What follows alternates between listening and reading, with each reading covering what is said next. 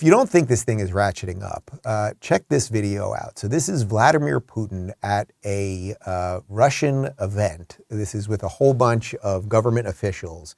And he's announcing the suspension of the Strategic Offensive Weapons Treaty. Let me repeat what that is. The Strategic Offensive Weapons, weapons to attack people, they are suspending their involvement in the Strategic Offensive Weapons Treaty. Take a look. Вынужден заявить сегодня о том, что Россия приостанавливает свое участие в договоре о стратегических наступательных вооружениях.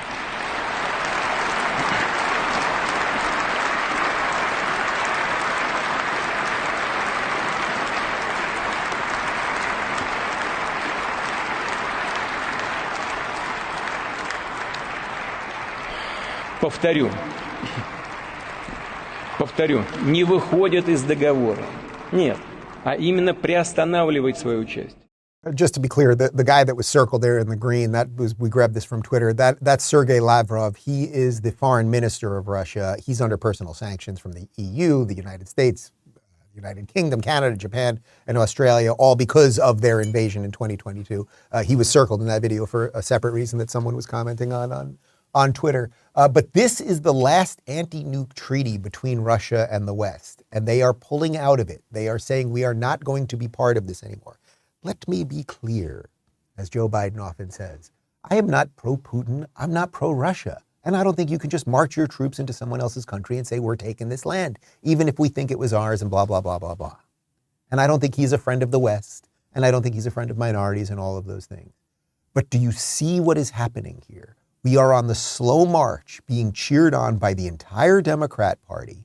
And then every time a Republican comes out, say DeSantis, or certainly say Trump, or any of these people at this point. I don't think Vivek, and we'll see about Nikki Haley.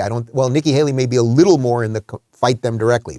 So there is a split there in the Republicans. So I think Nikki would be in a little more of you fight them. I know she would be. I've interviewed her about it. And Pompeo, former Secretary of State, he said on my show a couple weeks ago, you have to keep arming them. So there is a split, but it's healthy to have a split on a side. Like that's how you debate things. That's how you figure things out. But the point is every Republican, and not just Republican, every sane voice on television that is anti-war, just, give them 3 more tanks. That'll really tilt the thing. You always see this thing like, whoa, we gave them 5 more planes. Oh gosh, they've got 5 more planes. This thing's over. No. It's not how it works. They will try to frame you as a stooge and a puppet, and you're somehow anti-American and you're pro-Russia and all that stuff as we just inch closer and closer to World War III.